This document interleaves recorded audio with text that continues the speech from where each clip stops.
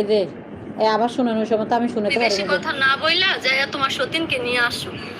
আমি যে আমার সতীনকে আনবো, আমার তো অ্যাড্রেসটা জানা লাগবে যে আমার সতীন কই আছে। আমি কিন্তু আজকে ওরে কল দিছিলাম, তো কল দেওয়ার পর ও আমার সাথে যাতা ব্যবহার করে।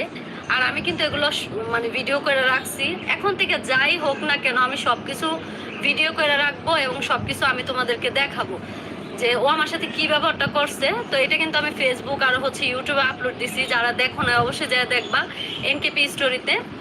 আর যা তা ব্যবহার করছে, ওর কাছ থেকে আসলে এই ধরনের ব্যবহার আমি আশা করি নাই।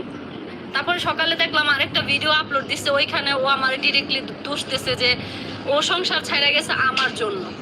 আমার জন্য কিভাবে? ওরা স্বামী স্ত্রী ঝগড়া করছে, এটা কি আমার দোষ? এখানে তো আমি কিছুই বলি নাই।